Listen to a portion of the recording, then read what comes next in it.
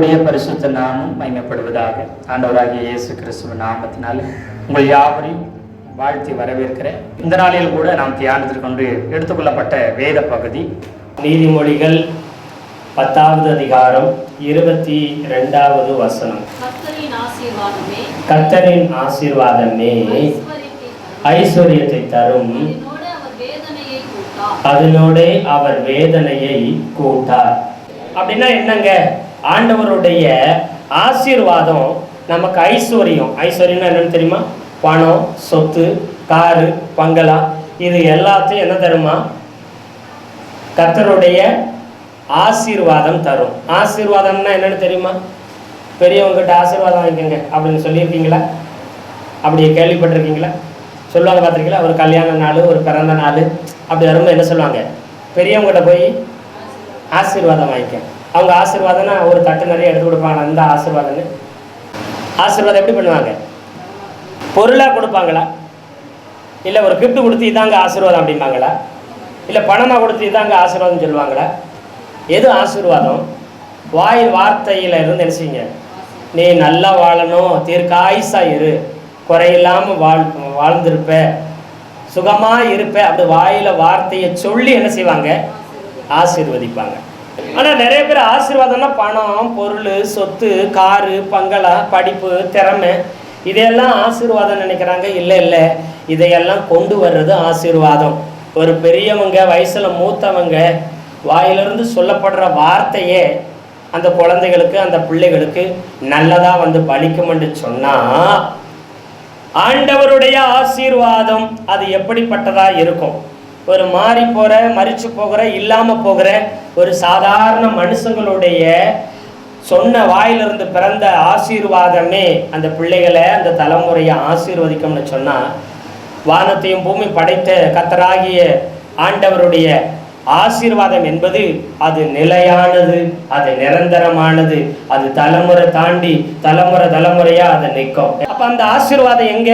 இங்க பெரியவங்க வாயின் வார்த்தையினால ஆசீர்வாதம் பண்றாங்க. நம்மளை கர்த்தர் எப்படி, ஆண்டவர் எப்படி ஆசீர்வதிப்பார்? வார்த்தையை கொடுத்துக்கிறோம். என்ன வார்த்தை? ஆசீர்வதிக்கிற வார்த்தை. அது யாருடைய வார்த்தை? ஆண்டவருடைய வார்த்தை. இப்ப ஆண்டவர் அந்த வார்த்தைப்படி அவங்களை என்ன செய்வாங்க? ஆசீர்வதிப்பார். இப்ப ஆண்டவர் என்ன செய்கிறார்? அந்த வார்த்தையின் மூலம், அந்த வாக்குத்தத்தத்தின் மூலம் அவங்களுக்கு சொல்றாரு, அந்த குடும்பத்துக்கு சொல்றாரு, உன்னை நான் ஆசீர்வதிப்பேன், உன்னை நான் பெருக செய்வேன், உனக்கு நான் நன்மை செய்வேன். ஆண்டவர் வாக்கு கொடுத்திருக்கிறாரு. அது எப்ப நிறைவேறும்? சொன்ன வார்த்தையை நம்பி அதை ஏற்றுக்கிட்டு அது மாதிரி என் வாழ்க்கையில நடக்கும்னு எத்தனை பேர் வாயில பேசுறாங்களோ அப்போதான் அது நடக்கும். எத்தனை பேர் ஆமென் சொல்றீங்க? ஏன்னா வருஷத்துக்கு ஒருக்கா புது வருஷத்துல நாம் என்ன செய்யறோம்? இந்த மாதிரி கார்டுகளை நிறைய என்ன செய்கிறோம்? எடுக்கிறோம். அதுக்கப்புறம் இந்த கார்டை நம்ம மறந்துடும். கிளி சோசிய மாதிரி அன்னைக்கு மட்டும் டொக்குன்னு கொத்தி எடுத்து பார்த்துட்டு தூக்கி போட்டுட்டு போகக்கூடாது. இப்போ இந்த வசனத்தை எடுத்து இது ஆண்டவரே என்ன செஞ்சிருக்காரு? ஆசீர்வதிச்சு வாயை திறந்து அவர் சொல்லியிருக்கிறார். எனக்கு ஆண்டவர் இந்த வருஷத்துல நான் உன்னை மிகவும் திரளாய் பழுக பண்ணுவேன் அப்படின்னு வாக்குத்தத்தம் வந்துச்சு. அது தினமும் சொல்லி சொல்லி சொல்லி சொல்லி 3 மாசமா, 3.5 மாசமா, 6 மாசமா, 10 மாசமா, 12 மாசமா, வருஷம் முழுவதும் அதை சொல்ல சொல்ல சொல்ல சொல்ல அதை நம்ம வாழ்க்கையில அப்படியே பலிக்கும். இப்ப அந்த வசனத்தை நம்பி, அந்த வசனத்தை விசுவாசிச்சு, அந்த வசனத்தை வாயில வச்சு, கர்த்தருடைய ஆசீர்வாதம் எனக்கு ஐஸ்வர்யத்தை தரும், எனக்கு ஐஸ்வர்யத்தை தரும், எனக்கு ஐஸ்வர்யத்தை தரும், கர்த்தருடைய ஆசீர்வாதமாகிய இந்த வசனம் எனக்கு என்னத்தை கொண்டு வரும்? ஐஸ்வர்யத்தை கொண்டு வரும். அப்படி சொல்லி சொல்லி சொல்லி கர்த்தர் ஆசீர்வாதத்தை கொடுத்தார். இப்போ எது கொண்டு வந்துச்சு? வாக்குத்தத்தம் கொண்டு வந்துச்சு. எப்படி கொண்டு வந்துச்சு? கர்த்தருடைய ஆசீர்வாதம் எனக்கு ஐஸ்வர்யத்தை கொண்டு வரும். என் ஆண்டவர் இயேசு கிறிஸ்து இந்த 2026 என்ன பார்த்து சொல்லிக்கிறார், மகனே நான் உன்னை ஆசீர்வதிக்கிறேன், உனக்கு ஐஸ்வர்யம் வரும் என் ஆசீர்வாதத்தின் மூலம். நான் உன்னை மிகவும் திரளாய் பெருக பண்ணுவேன். வாக்குத்தத்தம் சொல்லும் போது ஆட்கள் எவ்வளவு கிடையாது, கொஞ்சம் தான், குறைவு தான், சொன்ன மாதிரி எதுவும் இல்லை. ஆனா அந்த வசனத்தை எடுத்து நம்ம சொல்ல சொல்ல, பேச பேச, இந்த வசன கார்டை நீங்க அப்படியே சும்மாவே வச்சுட்டீங்கன்னா இது வேலை செய்யாது. அது மாத்திரம், இந்த கார்டு மட்டும் நான் சொல்லல. இது யாருடைய வார்த்தை சொல்லுங்க? இந்த வார்த்தை ஆண்டவருடைய வார்த்தை தான். இந்த வார்த்தையில வல்லமை இருக்குதான், இந்த வார்த்தையில எல்லாமே இருக்குதான், இந்த வார்த்தையில சகலமும் இருந்தாலும் இந்த வார்த்தையை கொடுத்தது ஆண்டவர், இந்த வார்த்தை ஆண்டவருடையது. ஆனாலும் நான் நம்பலன்னா, நான் விசுவாசிக்கலன்னா இது நிறைவேறாது, இது நடக்காது. நிறைய பேருக்கு சபைக்கு வர்றாங்க, ரொம்ப வருஷமா வாடுறாங்க, ஆண்டவரை தேடுறாங்க, ஆராதிக்கிறாங்க, ஆனா ஆண்டவருடைய ஆசீர்வாதம் மட்டும் வரல. ஏன் வரல? ஆண்டவர் மேலையும் குறை கிடையாது, அவர் கொடுத்த வாக்குத்தத்தம் ஆசீர்வாதத்தின் மேலையும் குறை கிடையாது, அதை பிரசங்கம் என்ற பாஸ்ட் மேலையும் குறை கிடையாது. சபை சரியில்லை, பாஸ்ட் சரியில்லை, விசுவாசி சரியில்லை, எதுவுமே சரியில்லை, அதெல்லாம் கிடையாது. ஏன் நடக்கல அப்படின்னா பாருங்க, ஒரு வசனம் சொல்லுது, எபிரேயர் எழுதின நிருபம் 4வது அதிகாரம் 1-2 வசனம். ஆனபடியினாலே அவருடைய இளைப்பாறுதலில் பிரவேசிப்பதற்கு ஏதுவான வாக்குத்தத்தம் நமக்கு உண்டாயிருக்க. இப்போ இஸ்ரவேல் ஜனங்களை குறித்து எபிரேயர்களுக்கு எழுதுறாரு அப்போஸ்தலன் பவுல், எழுதும்போது சொல்றாரு, இஸ்ரவேல் ஜனங்கள் பழைய ஏற்பாட்டு காலத்துல நடந்ததை குறித்து சொல்றாரு. எல்லாருக்கும் இளைப்பாறுதல் உண்டுன்னு சொன்னார். இளைப்பாறுதலின் வாக்குத்தத்தம் என்ன? நீங்க பாலும் தேனும் ஓடுகிற கானான் தேசத்துக்கு நீங்க எல்லாரும் உங்க சந்ததி 30 லட்சம் பேரும் போவீங்க, அந்த தேசத்தை உங்களுக்கு கொடுத்துட்டேன் அப்படின்னு சொன்னார். யார்கிட்ட சொன்னாரு? இவங்களுடைய முப்பாட்டன் கிட்ட சொன்னார். யாரு? ஆபிரகாம் கிட்ட சொன்னாரு.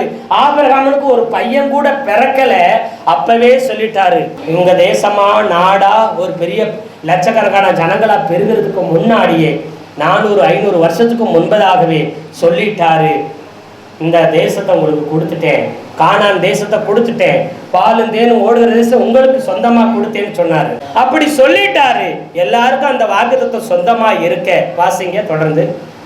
ஆனபடினாலே அவருடைய இளைப்பாறுதலில் பிரவேசிப்பதற்கு ஏதுவான வாக்குத்தத்தம் நமக்கு உண்டாயிருக்க, உங்களில் ஒருவனும் அதை அடையாமல் பின்வாங்கி போவானாக காணப்படாதபடிக்கு பயந்திருக்க கடவோம். அதாவது பின்வாங்கி போயிடாதீங்க. வாக்குத்தத்தம் மாறாது, ஆண்டவர் கொடுத்ததும் மாறாது, அவரும் மாற மாட்டாரு. ஆனா ஒன்னே ஒண்ணு, நீங்க பின்வாங்கி போயிடாதீங்க, ரொம்ப ஜாக்கிரதையா இருங்க. ஏன் அப்படி சொல்றாரு? அடுத்த வசனத்தை வாசிங்க.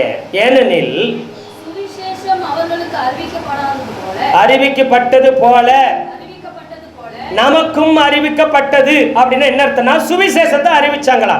அவங்களுக்கு என்ன? நீங்க எகிப்துல அடிமையா இருக்கிறீங்க, ரொம்ப கஷ்டப்படுறீங்க, உங்களுக்கு சுவிசேஷம் என்ன?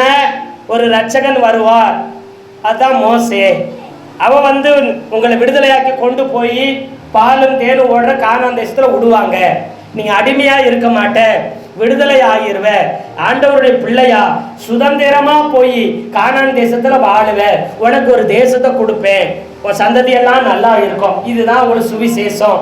இன்னைக்கு நமக்கு சுவிசேஷம் பாவத்திலிருந்து, சாபத்திலிருந்து, பிசாசிலிருந்து, இந்த உலகத்திலிருந்து, அடிமைத்தனத்திலிருந்து உன்னை என்ன செய்யறேன்?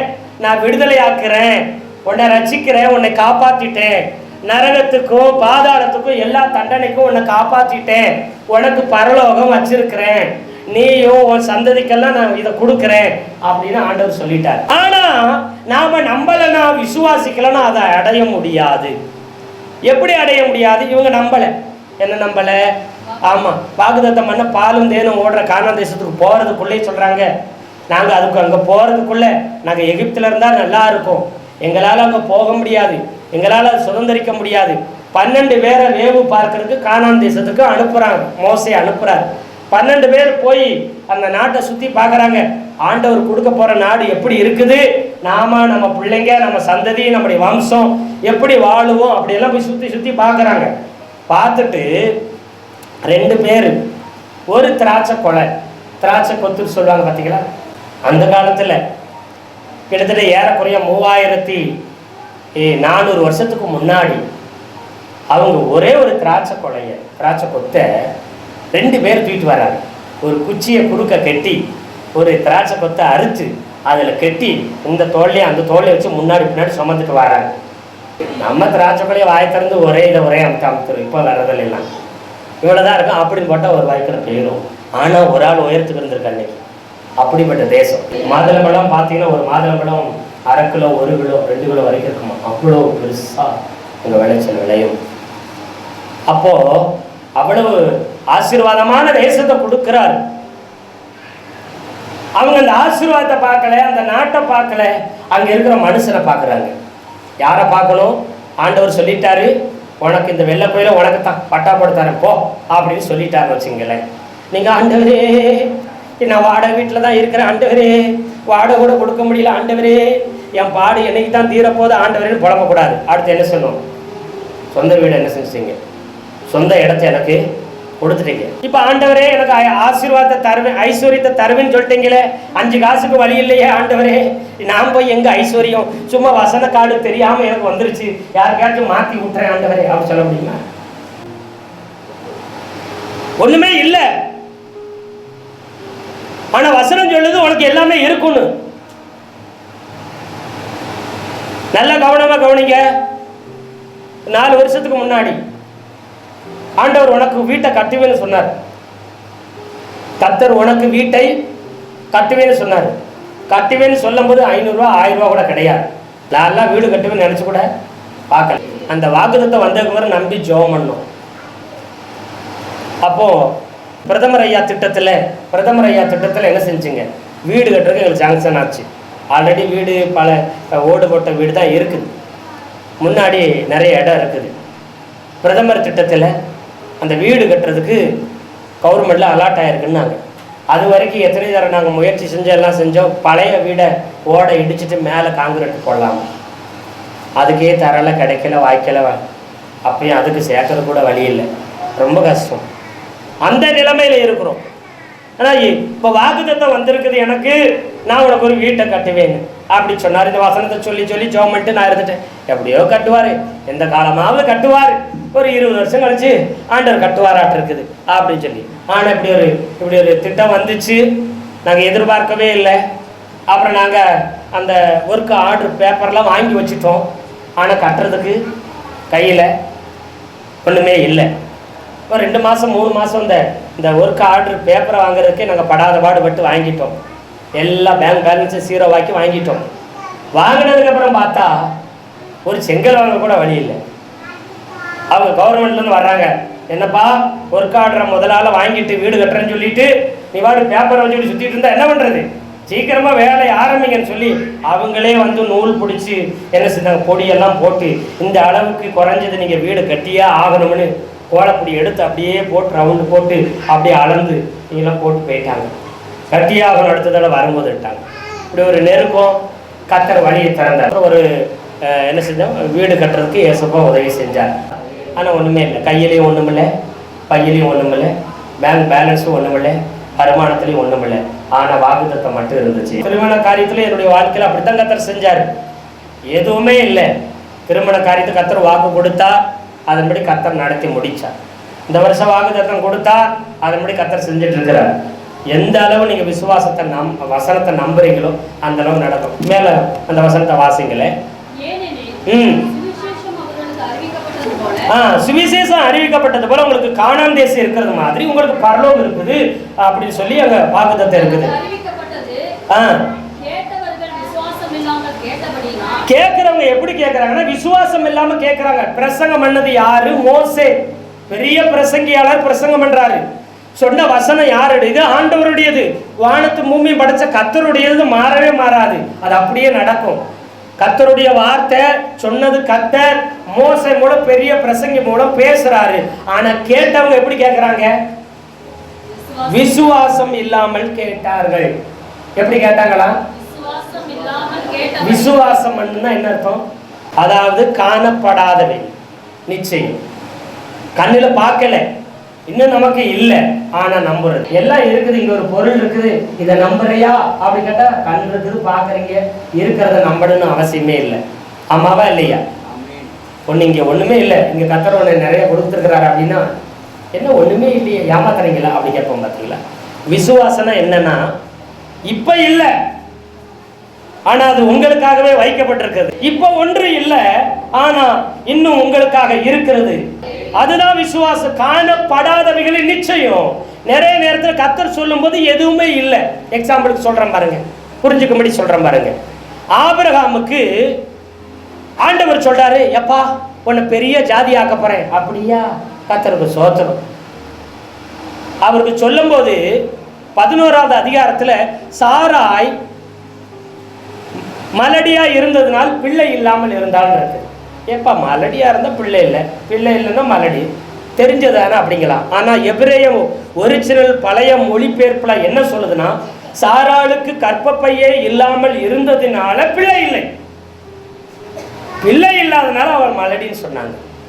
எத்தனை பேருக்கு விளங்குது? அப்படிப்பட்டவங்க அவங்க வீட்டுக்காரரை கூப்பிட்டுக்கிட்டு சொல்றாரு, உன்னை பெரிய தேசமா பெரிய கூட்டமா பெரிய நாடா உன்னை மாத்த போறேங்கிறார். நானே நாடோடியா இருக்கிறேன், நானே ஒண்ணுக்கு வழி இல்லாம இருக்கிறேன். என்ன பார்த்து சொல்றாரு, ஒரு பெரிய தேசம், ஒரு தேசம் இல்ல நிறைய நாடுகள் சந்ததி மூலம் வரப்போகுதுங்கிறார். ஒரு குழந்தை பிறக்குன்னு சொன்னா கூட நம்பலாம் ஆண்டவரே, ஒரு பெரிய நாடாவேன்னு சொல்றீங்க, ஒரு பெரிய தேசமாயிருன்னு சொல்றீங்க, உன் சந்ததி என்ன முடியான்னு சொல்றீங்க, நம்புற மாதிரியா இருக்குது அப்படி நாம கேட்டிருப்போம். ஆனா அந்த ஆபிரகாமுடைய மனைவி அவள் கர்ப்பப்பை இல்லாம பிள்ளை இல்லாம அவ மலடியா இருக்கிறா. இவரோ வயது ஆயிடுச்சு, 70 வயசுல கூப்பிடுறாரு. அப்பா கூட அப்படியே டிராவல் பண்ணி வர்றாரு. அப்பா கூட வந்துட்டு 3/4 வாசி வந்துட்டு அப்படியே நின்றுட்டா. அப்படி அப்பா சொல்றாரு, போதும்டா இங்கேயே இருந்துக்கலாம், இங்கேயே இருந்துக்கலாம்னு சரிங்க அப்படின்னு இருந்துக்கிட்டாரு. அப்போ ஒரு 5 வருஷம் அங்கே ஆரான்ல இருக்கிறாரு. இருந்ததுக்கப்புறம் 75 வயசுல மறுபடியும் கூப்பிட்றாரு. அவங்க அப்பா இறந்துட்டாரு, இப்போ கூப்பிட்றாரு, ஆபிரகாமே நீ வா, நான் காண்பிக்கிற தேசத்துக்கு வா அப்படி சொல்லி மறுபடியும் கூப்பிட்றாரு. கூப்பிட்டு வர்றாரு. ஒண்ணுமே இல்லை, எல்லாத்தையும் எதிர்பார்த்து நடக்காது, வாய்ப்பே இல்லை. உடம்புலையும் பிரச்சனை, எத்தனையோ ட்ரீட்மெண்ட் எடுத்திருக்கலாம், தெரியல, வாய்ப்பே இல்லை. வயசு 75 ஆயிடுச்சு. இப்ப பெரிய ஜாதியாக்குவேன்றாங்க, எனக்கு பிள்ளை பிறக்கும்ன்றாங்க, எல்லாம் நடக்கும்ன்றாங்க. நினைச்சு பாக்குறா அப்படி. ஆனா நம்புற நீங்க என்ன செஞ்சிருப்பீங்க, உங்களுக்கு வேற வேலை இல்லை, நீங்க ஆண்டவரா யாருன்னே தெரியல, ஏதோ சத்தம் கேட்குது, அதெல்லாம் செய்ய முடியாதுங்க. நேராக பைபிள் கொடுத்து, பாஸ்டர் கொடுத்து, அபிஷேகம் கொடுத்து, ஆவியை கொடுத்து, அக்கினியை கொடுத்து, எல்லாம் கொடுத்தாலும் நம்ப மாட்டோம். அன்னைக்கு எதுவுமே இல்லை ஆபிரகாம்கிட்ட.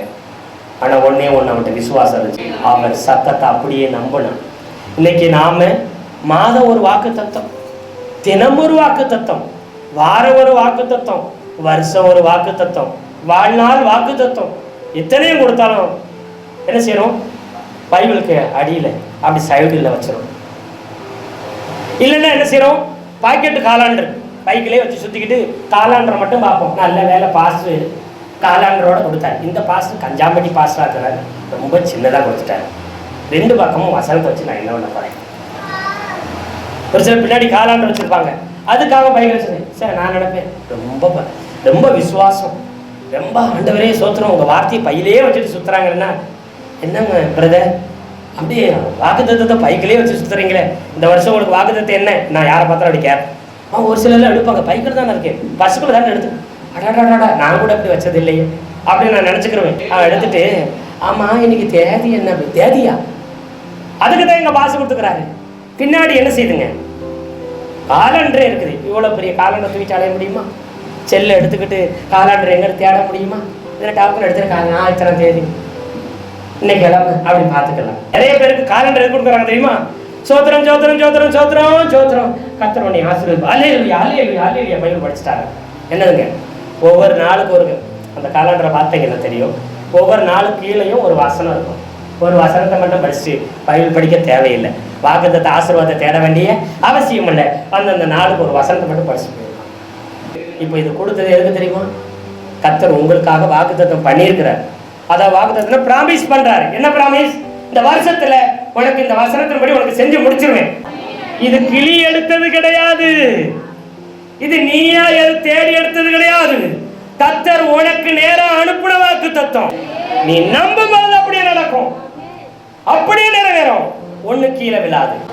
ஆனா நிறைய நேரத்துல ஒரு மனுஷன் சொன்னா, எப்பா அடுத்த வாரம் வா, ஒரு 1000 ரூபாய் கை மாத்தல தாரேன்னு சொன்னா, அடுத்த வாரத்துக்கு 7 நாள் இருக்குன்னு 7 தடவை போன் பண்ணி 70 தடவை தருவாரான்னு நினைச்சு அதுக்கு 100 தடவை ஜெபம் பண்ணி அதுல 7 நாள்ல ஒரு 4 நாளாவது நேரம் போய் பிரதர் தரேன்னு சொன்னீங்க மறந்துடாதீங்க அப்படியெல்லாம் என்ன செய்யுது? ஒரு மனுஷனுடைய வார்த்தையை 100 மடங்குல 1000 மடங்கு நம்புறோம். அவ கடைசி நேரத்துல காலை வாரி விட்டுருவாங்க. பிரதர் நினைச்சுக்கிட்டே இருந்த இப்பதான் ஒரு 2000 இந்த ஒருத்தருக்கு எடுத்து கொடுத்தேனே, இவ்வளவு நேரம் உங்களை தான் நினைச்சு இப்ப பேச பேச மறந்துட்டேனே. ஆண்டவரே அப்படின்னு பார்த்தா ஆண்டவர் தெரிவார். ஆனா ஒரு மனுஷனுடைய வார்த்தையை நீங்க இவ்வளவு நம்புவீங்கன்னா, இயேசுநாதர் உங்களுக்கு கொடுத்த வாக்கு தத்தங்களை, உங்க கையில கொடுத்துருக்கிற இந்த விலையேறப்பட்ட வார்த்தை எவ்வளவு மேலானது தெரியுமா? ஒவ்வொரு நாளும் நடக்கும். இங்க சொல்லும் போது இஸ்ரவேல் ஜனங்களுக்கு பாலும் தேனும் ஓடுகிற கானான் தேசத்தை கொடுத்துட்டேன்னு சொன்னாரு. அப்படி சொல்லியும் அந்த வசனம் திரும்ப வாசி கேட்கறவங்க விசுவாசம் இல்லாம கேட்கறாங்க.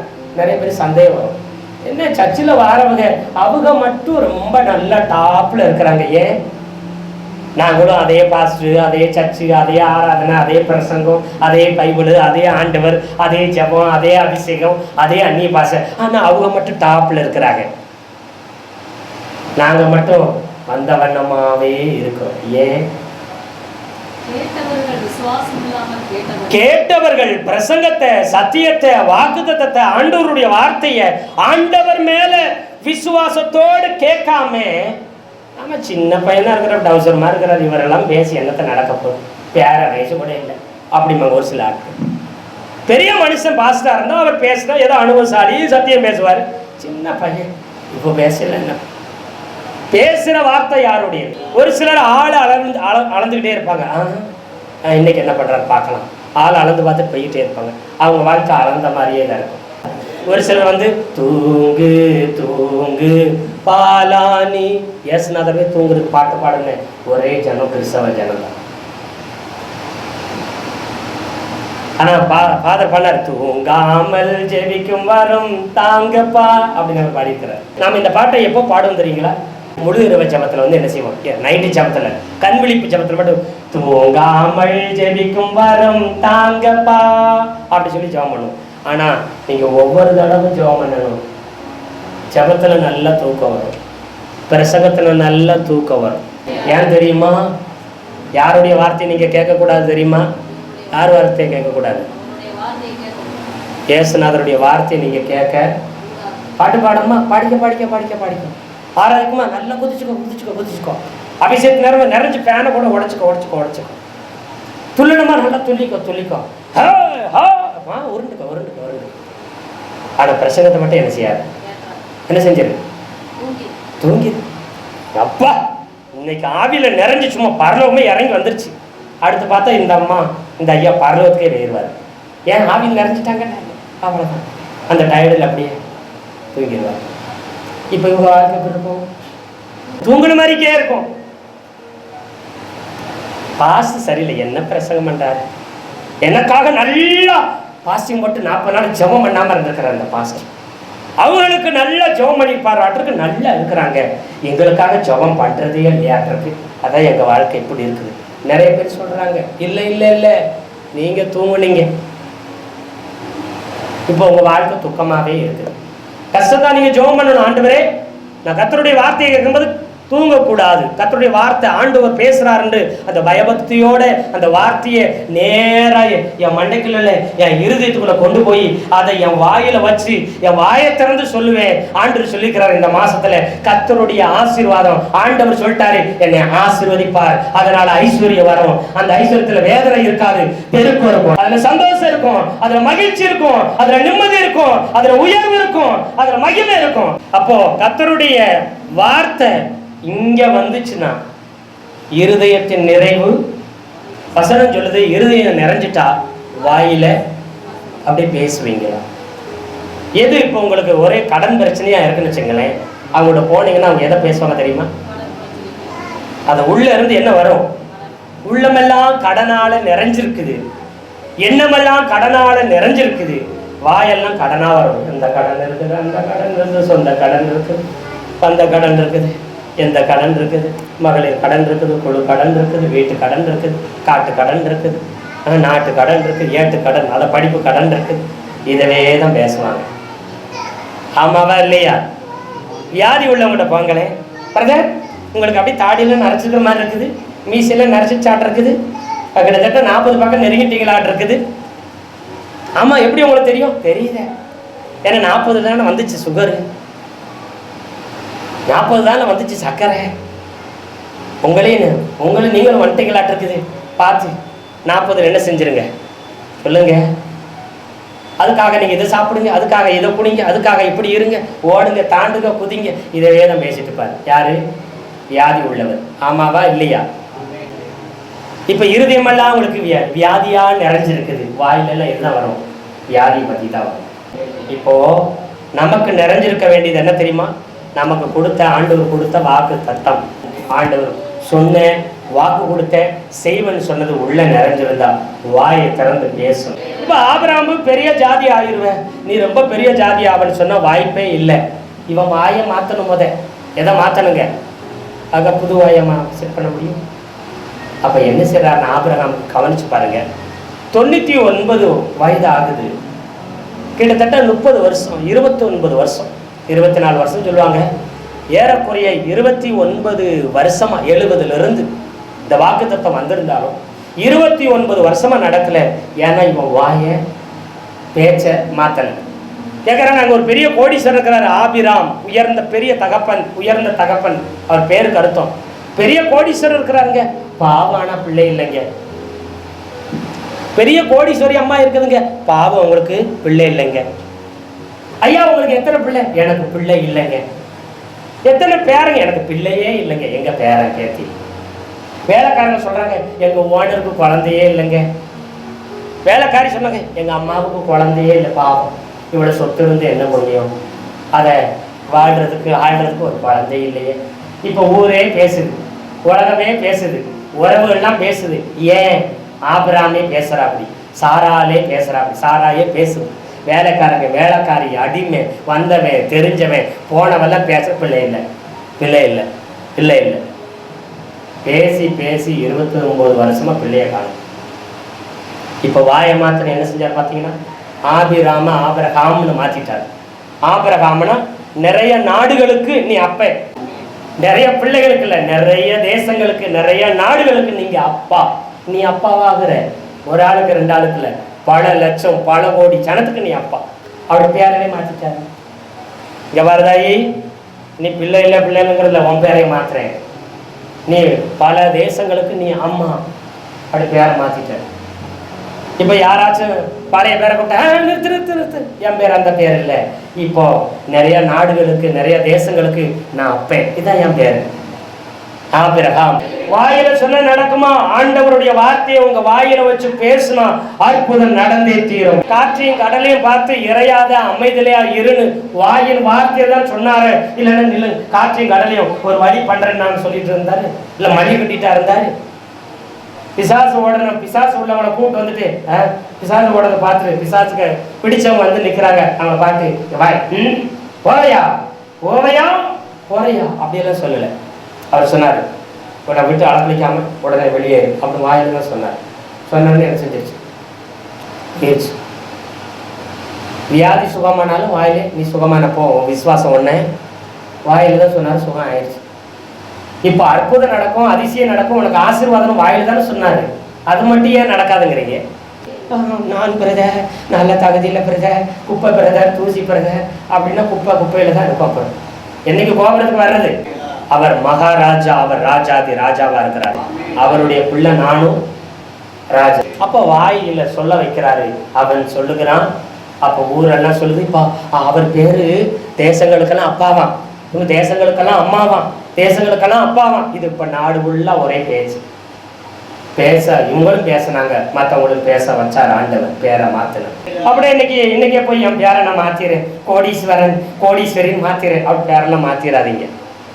ஏன்னா அந்த காலத்துல அவங்க கிட்ட பைபிள் இல்லை, என்ன இல்லை, வாக்கு தத்தங்களை போய் இந்த மாதிரி கொடுக்கவும் செய்யல. அதனால பேரிலேயே பெருக்கத்தை வச்சுட்டாரு, பேரிலேயே ஆசீர்வாதத்தை, பேரிலேயே அந்த வாக்கு தத்தத்தை வச்சு கூப்பிட வச்சார். வச்சுங்க சொல்ல வச்சாரு. பார்த்தீங்க, சொல்ல சொல்ல சொல்ல 29 வருஷமா முடியாததை ஒரே வருஷத்துல கர்த்தர் நிறைவேற்றி காமிச்சாரு. ஏன் இவ்வளவு வருஷம் விசுவாசத்தை சொல்லி கொடுக்கிறாரு? எப்பா இப்படித்தான் குழந்தைக்கு மாறி ஆபிரகாமுக்கு சொல்லி சொல்லி சொல்லி சொல்லி அவன் அப்படியே செய்ய வைக்கிறார். ஒண்ணு, உங்களுக்கு ஆண்டவர் கொடுத்த வாக்கு தத்தம் நடக்குமா நடக்காதான்ற கேள்விக்கு இங்க இடமே இல்லை, நிச்சயமா நடக்கும். என்னைக்கு ஆண்டவர் வாயிலிருந்து ஒரு வார்த்தை புறப்படுதோ அது அப்படியே நடக்கும். இன்னைக்கு உங்களை தேடி உங்களுக்கு நேரா இங்க வர்ற வார்த்தை, நீ சுகமா இருப்ப, நீ பிழைச்சிருப்ப, நீ வாழ்ந்திருப்ப, நீ செலுத்திருப்ப, நீ உயர்ந்திருப்ப, நீ அபிஷேகப்பட்டிருப்ப, நீ ஆசீர்வதிக்கப்பட்டிருப்ப, நீ தலையா இருப்ப, நீ மேலா இருப்ப, அநேக ஜாதிகளை ஆளுவார், கர்த்தர் உன்னை கனப்படுத்துவார், கர்த்தர் உன்னை மறக்கல. இது எல்லாம் உனக்கு சொல்லப்பட்ட வாக்குத்தத்தம்.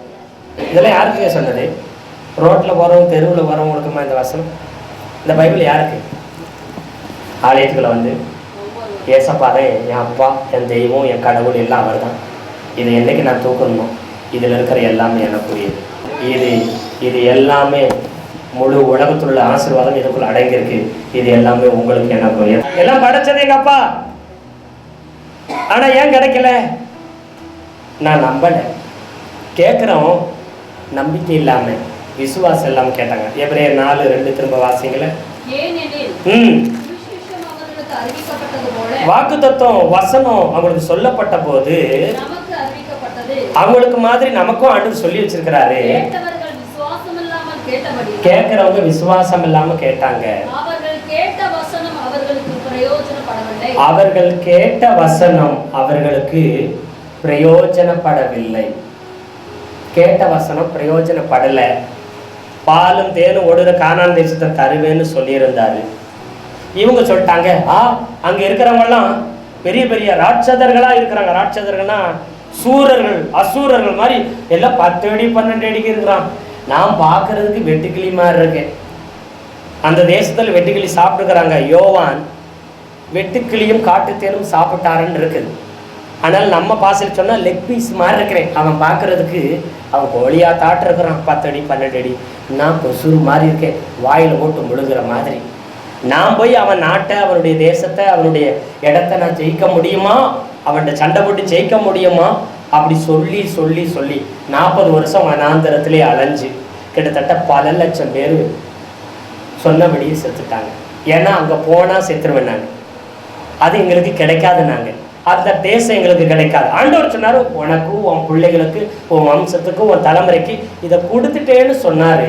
இவன் சொன்னா, நான் போனால் செத்துருவேன், நான் போனாலே கொண்டுருவாங்க, நான் அங்கே போனால் செத்துருவேன், அங்கே போய்க்கிற மாட்டேன்னு சொல்லி போகாமே செத்து போயிட்டாங்க.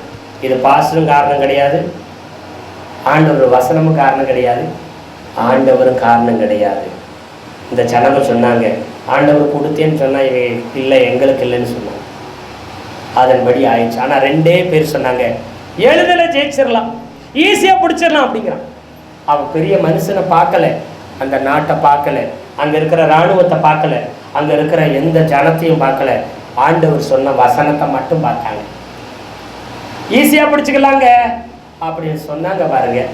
அவங்க 2 பேரும் அவங்க குடும்பமாக அந்த நாட்டுக்குள்ளே போனாங்க. அவங்களுக்கு பங்கு கிடச்சிச்சு. அவங்களுக்கு அந்த நாட்டை ஈஸியாக பிடிச்சிட்டாங்க. அவங்கெல்லாம் பெருசாக சண்டை விட வேண்டியதில்லை. ஆண்டவரே அவர்களுக்காக சூரியனை நிப்பாட்டினார். யாருக்காக? எளிதில் ஜெயிக்கலாம்னு யோசுவா சொன்னான். காலேப் எளிதில் ஜெயிச்சிடலாம், அந்த நாட்டில் ஈஸியாக பிடிச்சிடலாம். ராட்சதன் என்ன, இவனுக்கு அப்பா வந்தாலும் எனக்கு கவலை இல்லை, ஏன்னா கர்த்தர் என் கூட இருக்கிறாரு, அவர் இதை இப்போ ஜெயிச்சு கொடுப்பாரு அப்படி சொன்னதுனால இவன் இப்படி சொல்லிட்டான். இவனுக்காக சூரியனை நிப்பாட்டு, இவனுக்காக சந்திரனை நிப்பாட்டு, இவனுக்காக எரிய கோட்டை அப்படியே இடிச்சு தரமட்டம் ஆக்கினார் கர்த்தர். இவங்களுக்காகவே யோர்தான் நதி அப்படி பின்னிட்டு ஓட வைக்கிறார். கரை புரண்டு ஓடுறது பின்னிட்டு ஓடுது, வழி விலகி விட்டு ஓடுது. வழி விலகாத இயற்கையும் வழி விலகும். கீழ்படியாத அத்தனை இயற்கைகளும் உங்களுக்கு கீழ்படியும். நீங்க அவர் வார்த்தையை நம்பினா போதும். விசுவாசம் இல்லாம கேட்டு மறிச்சுட்டாங்க. நீங்களும் சபைக்கு வர்ற ஆண்டவருடைய பிள்ளைங்களே, நீங்க ஆலயத்துக்கு ஒவ்வொரு வாரம் வந்து உறங்கி போனீங்க, முடிஞ்சு போக முடியாது. 1000 சாக்கு சொல்லலாம், ஆனா கஷ்டம். இங்க வசனம் அப்படித்தான் சொல்லு. கேட்கிறவனே விசுவாசம் இல்லாம கேட்கிறான். நிறைய பேர் தூங்குறவங்க விசுவாசம் எங்க கேட்டா தானுங்க. தூங்கிட்ட என்னத்தை கேட்பீங்க? வாழ்க்கை மாறாதுங்க. நீங்க பணத்தை செலவு பண்ணி, நேரத்தை ஒதுக்கி, வேலையை விட்டுட்டு, உங்க பலவீன கஷ்டத்தெல்லாம் விட்டுட்டு ஓடி ஆலயத்துக்கு ஓடி வருது எதுக்கு தெரியுமா? ஆண்டவர் என்னை எப்படியாச்சும் ஆசீர்வாதம் பண்ணணும், நானும் என் குடும்பம் என் வம்சம் நல்லா இருக்கணும், அவருடைய பிள்ளையா இருக்கணும், அவருக்காக இந்த பூமியில் நல்லா வாழணும், என் தலைமுறை வாழ்ந்து நாங்கள் அவங்கக்கிட்ட போகணும், அவர்கிட்ட போகணும். அதுக்காகத்தான் இவ்வளவு கஷ்டப்பட்டோம், இவ்வளவு பிரயாசப்பட்டு இவ்வளவு இதில் ஓடி வர்றீங்க. ஆனால் பிசாசு என்ன செய்யறது தெரியுமா? அந்த வசனத்தை கேட்க விடாமல் பண்ணுறான். அதாவது அதை கேட்டால் கூட நிறைய பேருக்கு நம்பிக்கை இல்லாமல் போக பண்ணுறான். ஒரு நாள் அதுக்கு இடம் கொடுக்காதீங்க, விசுவாசிங்க. விசுவாசிச்சான் அது அப்படியே நடக்கும். இப்போ வாயில ஆபிரகாம் நம்பினதுனால தானே பேசினான், ஆமாவா இல்லையா? பேரை மாற்றி ஆபிரகாம்னு சொல்லுங்க. ஆபிரகாம்ப்பா, நான் நாடுகளுக்கு தேசங்களுக்கு அப்பா வாங்கிட்டாரு, எனக்கு நாடுகளுக்கு தேசங்களுக்கு அப்பா நான் தைரியமாக சொல்ல. வயசாயிடுச்சுன்னா மரகர கலண்டுருச்சான். 99 வயசுல அப்பா நான் போகிறேன், தாத்தா நான் போகிறேன். என்னையா பேச்சு இது? ஒரு பெரிய மனுஷனுக்கு இது அழகா? இந்த நாட்டிலே பெரிய கோடீஸ்வரன் நீங்கள், உங்களுக்கு எவ்வளோ பெரிய மரியாதை இருக்குது, இப்படி பேச்செல்லாம் பேசலாமா சின்ன பிள்ளைத்தனமா? அப்படி எத்தனை பேர் கேட்டான்னு தெரியாது. ஆனால் அவர் அதெல்லாம் கிடையாது. என் ஆண்டவர் சொல்லிட்டார், நான் தேசங்களுக்கு அப்பன், நான் தேசங்களுக்கு தாய். எத்தனை பேர் ஆமென் சொல்லுங்க? ஒன்று பேச வச்சாரு, ரெண்டாவது பார்க்க வச்சாரு. எப்படின்னா வானத்தை நட்சத்திரத்தெல்லாம் காமிச்சாரு. இந்த நட்சத்திரமெல்லாம் இருக்குதா, இது என்ன முடியுமா? என்ன முடியாது. இதெல்லாம் பார்க்கும்போது சொல்லு, இந்த மாதிரி உன் சந்ததி, உன் பிள்ளைங்க, உன் பேர பிள்ளைங்க, உன் தலைமுறை இந்த மாதிரி இருக்கும், என்னவே முடியாது சொல்லு அப்படின்னு பார்க்கணும், சொல்லணும். பூமியின் மணல்லாம் காமிச்சார், பாரு பூலெல்லாம் பாருப்பா, இது மாதிரி ஒரு சந்ததி இருக்கும். நீ எம்மட்டும் நடந்து தெரி, இந்த பட்டணத்தில் எங்கெல்லாம் நடக்கிறியா அதெல்லாம் உனக்கு தான். யாருக்கெல்லாம் சொல்கிறீங்களோ ஏசப்பை பற்றி அந்த ஜனங்கள்லாம் உங்களுக்கு தான். சொன்னவங்களை, பார்த்தவங்களை, ஜெபிச்சவங்களை, நடந்த பிரயாணப்பட்ட, நீங்கள் பாரப்பட்ட எல்லாமே உங்களுக்குரியது. கண்களை ஏறெடுத்து பார். அப்படியே ஆண்டவர் அற்புதங்களை செஞ்சார். அப்புறம் சொன்னார், கடற்கரை மணலெல்லாம் பாருப்பா, இது மாதிரி ஒரு சந்ததி இருக்கும். நான் நினைக்கிறேன், ஒரு பேச்சுக்கு சொல்கிறேன். இப்போ ஆபிரகாம் சொல்லிப்பாரு, ஏமா தூரத்தில் பீச் இருக்குது, வாங்க போயிட்டு வரலாம். பீச்சுக்கு எதுக்குங்க இந்த வயசான காலத்தில்? ஆண்டவர் சொல்லிக்கிறார், கடற்கரை மணல் மாதிரி, பீச்சில் இருக்கிற மணல் மாதிரி பிள்ளைகள்லாம் பெருமை சொல்லிக்கிறாங்க, வா போயிட்டு வரலாம் பீச்சுக்கு. பீச்சில் போய் உட்காந்து அப்படியே மண்ணை பார்ப்பாங்க. ஏன் சின்ன குழந்தையாட்ட மண்ணை பார்த்துட்டு இருக்கிறீங்க? உங்களுக்கு விவரம் தெரியணுங்க. இது மாதிரி என் பிள்ளைங்க இருப்பாங்க, இது மாதிரி என் சந்ததி இருக்க போகுது, இது மாதிரி என் தேசம் இருக்க போகுது. வயசான தாத்தாவுக்கு கனவை பார்த்தீங்களா? 99 வயசுல. இது கனவு இல்லை, இது தரிசனம். தேசத்தை ஆண்ட தலைவர் சொல்லிட்டு போனாரு, கனவு காணுங்கள்னு. நம்ம ஆண்டு சொல்லாரு, தரிசனத்திலே கொடுத்திருக்கிறாரு, தரிசனம் காணுங்கள், இந்த உலகத்தையே நீங்க சுதந்திரிப்பீங்க. மாறாத தெய்வம் சொல்றாரு, சொன்னதை செய்யற தெய்வம் உங்களுக்கு சொல்றாரு. கர்த்தருடைய ஆசீர்வாதம் உங்களுக்கு ஐஸ்வர்யத்தை தரும். எத்தனை பேர் நம்புறீங்க? இனிமே சொல்லணும், இனிமே பஞ்சம், தரித்திரம், வறுமை, ஏழ்மை, கஷ்டம், கடன் என் வாழ்க்கையில், என் குடும்பத்தில், என் எல்லையில், எங்கள் பிள்ளைகளுடைய வாழ்க்கையில் இருக்கவே இருக்காது சொல்லணும். சொல்லிட்டு ஆண்டவரே கடனெல்லாம் மாறிடணும், ஏதோ அக்கௌண்ட்டில் 5 லட்சம் போடுவான்னு வார்த்தை ஒருத்தரும் போன் பண்ணல அப்படிங்கக்கூடாது. உடனே அப்படி நினைச்சு அப்படி மேஜிக் மாதிரி நடக்கும் அப்படி நினைக்காதுங்க, நடக்கும். நீங்கள் செபிக்கும் போதே நடக்க ஆரம்பிக்கும். பாருங்க, அத்தி மரத்தை பார்த்து ஆண்டவர் சபிச்சுட்டு போயிட்டார். காலையில் சபிக்கிறார், வர்றாரு, அத்தி மரத்தை பார்த்து சொல்றாரு, நீ ஒருத்தனும் ஒரு காலம் ஒரு கனியும் உங்ககிட்ட சாப்பிட மாட்டான் ஓ அப்படின்னு போயிட்டாரு. சாபம் போட்டவொடனே நம்மால் பார்க்குறான், கீழே பார்க்குறான், மேலே பார்க்குறான், 2 இலையாவது உழுதான்னு பார்க்கலாம், ஒரு 5-6 இலையாவது அப்படியே காஞ்சி உழுதான்னு பார்க்கலாம். என்ன ஒன்றுமே விழலை, ஒரு சொன்னாலும் நடக்கலை. நம்மால் ஆராய்ச்சி இதில் குறிப்பாக பேர் பார்த்துருப்பானாட்டது, என்ன ஒன்றுத்தையும் காணும். சரி அவர் கிளம்பிட்டா நம்மளும் போகலாம். போயிட்டு அன்னைக்கு போயிட்டாங்க, திரும்ப வராங்க, சாயங்காலம் ஆயிடுச்சு, அதை பார்க்கல. அப்படியே சாயங்காலம் இருளில் ராத்திரி ஆன மாதிரி இருக்கணும், போயிட்டாங்க. மறுநாள் காலையில் கிளம்பி அதே ரூட்டில் வரும்போது பேதர் பார்க்குறாரு. ஒரே குரு போதகரே, குருவே நில்லுங்க, நீங்கள் சபிச்ச அந்த அத்திமரம் பட்டு போயிடுச்சு, வேரோட பட்டு போச்சுங்க. ஏன்னா அடிமரத்தை போய் பார்க்க அடியில் டொப்பு கட்டியிருப்பானான்னு தெரியல. நம்ம மாதிரியாலும் கல்லை வச்சு கொட்டி கொஞ்சம் பச்சை இருக்குதா, ஈரம் இருக்குதா, இல்லைங்க, அடிமரமே காஞ்சிச்சுன்னா அப்போ வேர்லேருந்து காஞ்சிருச்சாட்டு. அவர் சொன்ன உடனே வேறு பட ஆரம்பிச்சிருச்சு. ஆனால் நம்ம கண்ணில் பட்டது 24 மணி நேரம் கழிச்சு முழு மரம் பட்டு நின்றதை 1 நாள் ஆச்சு. ஆனால் இயேசுநாதர் சொன்ன உடனே வேறு பட ஆரம்பிச்சு. ஆனால் நமக்கு கண்ணுக்கு தெரியலனாலும் அது பட்டு போகலன்னு அர்த்தம் இல்லை. சொன்னால் அவருக்கு தெரியும், நான் சொல்லிட்டேன், அந்த நேரமே வேறு பட்டு போக ஆரம்பிச்சிருச்சு, போயிட்டாரு. இப்போ போய் எப்பா இந்த மரம் பட்டுக்கிட்டு இருக்குதுன்னு சொன்னால் எவனாச்சும் நம்புவானே? அடவே நில்லுங்க, ஒரு கடப்பாறை மம்பட்டி எடுத்து வரேன், வேறேருந்து படுதுங்களா, நான் குழியை தோண்டி வேறலேருந்து கீழே பட்டுருச்சா பள்ளையார் பார்த்துட்டு தான் நம்புவோம்பா. இது தேவையா? பா அவரோட கூட்டு போயிட்டார் சொல்லிட்டு. அவருக்கு தெரியும் இது நாளைக்கு இந்நேரத்தில் முழுவதும் பட்டு போயிடணும். சொன்னா நடக்கும்னு அவருக்கு தெரியும். நீங்களும் அவருடைய பிள்ளையா இருக்கிறீங்க. ஆண்டவர் இயேசு கிறிஸ்துவனுடைய வார்த்தையை, அவர் பைபிள்ல இருக்கிற வசனத்தை எடுத்து நீங்களும் சொன்னா நடக்கும். ஒரு சிலது 24 மணி நேரத்துல நடக்கலாம், ஒரு சிலது ஒரு வாரத்துல நடக்கலாம், ஒரு சிலது 1 மணி நேரத்துல நடக்கலாம். எத்தனை பேர் ஆமென் சொல்றீங்க? ஒரு சிலது கொஞ்சம் காலங்கள் கழிச்சு நடக்கும். ஆனா சொன்னதுல இருந்து அது கிரியை நடக்க ஆரம்பிச்சிடும். நிச்சயம் உங்க கண்ணுல பாப்பீங்க. ஆனா ஒரு நாள் கர்த்தர் பொய் சொல்லுகிறவர் அல்ல, மனம் மாறுகிறவர் அல்ல. அவர் ஒரே ஒரு பிரியம் என்ன தெரியுமா? உங்களை ஆசீர்வதிக்கிறதா அவருக்கு பிரியம். யார் சாபம் போட்டாலும் கவலைப்படாதீங்க, காதல வாங்காதீங்க. ஏன் ஆண்டவர் என்னை ஆசீர்வதிக்கதான் பிரியப்படுவாரு. உன்னை ஆசீர்வதிக்கிறவங்களை நான் என்ன செய்வேன்? ஆசீர்வதிப்பேன். உன்னை சபிக்கிறவங்களை நீ சபிக்க கூடாது, நீ என்னத்தை தான் போடணும், நீ ஆசீர்வாதத்தை போடு.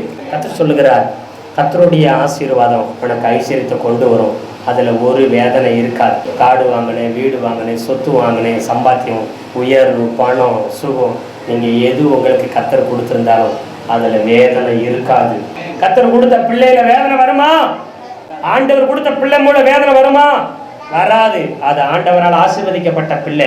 ஒருவேளை உங்களுக்கு பிரச்சனை மாதிரி ஜெபம் பண்ணும், ஏசப்பா கொடுத்த என் பிள்ளை மூலம் எனக்கு நன்மை தான் வரும், சந்தோஷம் தான் வரும், ஒரு நாள் வேதனை வராதுன்னு சொல்லி ஜெபம் பண்ணணும். அப்படி நீங்க சொல்லி சொல்லி செபிக்கும் போது நன்மை உண்டாகும், ஆசீர்வாதம் உண்டாகும். நீங்க வாங்கியிருக்கிற கார் ஒரு சில நேரம், வண்டி ஒரு சில, என்ன வாங்கினதோ வாங்கின இப்படி ரிப்பேராகவே ஆயிட்டு இருக்கு அப்படின்னு சொல்லாதீங்க. ஜெபம் பண்ணுங்க. கர்த்தர் கொடுத்தது ரிப்பேர் ஆகாது, கர்த்தர் கொடுத்தது ஆசீர்வாதமா இருக்கும், கர்த்தர் கொடுத்தது நல்லதா தான் இருக்கும், கர்த்தர் கொடுத்தது எனக்கு பெருக்கத்தை தான் கொண்டு வரணும்னு சொல்லணும். என் நாம் எத்தனை இதுகளோட பெரிய தலைவலியா இருக்குது, என் உசுரை வாங்குதுன்னு சொன்னீங்கன்னா உங்க உசுரை எடுக்காம போவார். நீங்க என்ன சொல்லிட்டு இருக்கிறீங்க? உசுரை எடுக்குதுன்னு சொல்லாதீங்க. உங்களை ஆசீர்வதிக்கும்படி உங்க சந்ததியை கொடுத்துருக்கிறாரு. உங்களை குடும்பமாக்குனது எதுக்கு தெரியுமா? இப்படி கஷ்டப்படுறதுக்காக குடும்பத்தை கொடுக்கல, கஷ்டப்படுறதுக்காக பிள்ளைய கொடுக்கல, நீங்க வேதனையோட கண்ணீரோடு இருக்கிறதுக்காக வேலையை கொடுக்கல. நீங்க நல்லா இருக்கும்படி தான் கர்த்தர் எல்லாத்தையும் கொடுத்துருக்கிறார். எதிரா பிரச்சனையா இருக்கிற மாதிரி தெரிஞ்சா பிரச்சனையை பேசாதீங்க. இயேசுநாதர் சொன்ன வாக்கு தத்தத்தை பேசுங்க, அது நடக்கும், பிரச்சனை மாறிடும். மழையை பார்த்து பேசு. மழை என்ன பிரச்சனை? பிரச்சனையை பார்த்து பேசணும், பிரச்சனையை பத்தியே பேசாதீங்க. நாம எதை பேசிட்டு இருக்கிறோம்? பிரச்சனை பத்தியே தான் பேசுவோம். பிரச்சனையை இயேசு நாமத்துல போ அப்படி சொல்ல மாட்டோம். எவ்வளவு பெரிய பிரச்சனை பிறந்த, எவ்வளவு பெரிய போராட்டம் பிறந்த, இவ்வளவு பெரிய கஷ்டம் பிறந்த, இவ்வளவு பெரிய சண்டை பிறந்த, இவ்வளவு பெரிய குழப்பம் பிறந்த, எதை பேசிட்டு இருக்கிறோம்? மழையை பத்தி பேச சொன்னாரா? மழையை பார்த்து பேச சொன்னாரா? இயேசுநாதர் சொன்னாரு, மழையை பார்த்து நீ பெயர்ந்து கடல்ல போய் விழு அப்படி சொன்னார். அப்படின்னு என்ன அர்த்தம்? கடல்ல விழுந்தா திரும்ப ஒரு நாள் பார்க்க மாட்டேன்னு அர்த்தம். நீங்க சொல்லணும், இன்னைக்கு வர்ற பிரச்சனை, இப்ப இருக்கிற பிரச்சனையே இயேசுவ நாமத்துல இல்லாம போ, இனி ஜென்மத்துக்கும் என் வாழ்க்கையில நீ வரவே கூடாதுன்னு சொல்லி கட்டளை எடுக்கணும். எத்தனை பேர் ஆமென் சொல்றீங்க? சொன்னீங்கன்னா அந்த பிரச்சனை போகும். சொன்ன உடனே போகல அப்படின்னு நினைக்கூடாது, சொல்லிக்கிட்டே இருங்க, இல்லாம போயிடுறேன். உங்க வாயில இருக்கிற வார்த்தை கர்த்தருடைய ஆண்டவருடைய வார்த்தை. இந்த வார்த்தை தான் நீங்க பார்க்கிற அண்ட சராசரங்களை உருவாக்குனது. நீங்க பார்த்த சூரியன், சந்திரன், நட்சத்திரம், நீங்க நடக்கிற வாழ்ற பூமி எல்லாத்தையும் இந்த வாயில இருந்தா வந்த ஆண்டவருடைய வார்த்தை உருவாக்குனது. அதே வார்த்தை இந்த உங்க கையில இருக்குது. கையில் இருக்கிற வார்த்தையை தலையிலேயோ தலையாணி கீழேயோ நெஞ்சிலே வச்ச வேலைக்கு ஆகாது. உங்க இருதயத்துக்குள்ள வச்சு வாயில பேசணும். அப்பத்தான் அது வல்லமை உள்ளதா வேலை செய்யும். உன் வாழ்க்கை உன் கையில் இல்லை, உன் வாழ்க்கை உன் வாயில். நிறைய பேர் உன் வாழ்க்கை இல்லை, ஆண்டவர் கொடுத்துக்கிறார், வார்த்தை கொடுத்தாரு.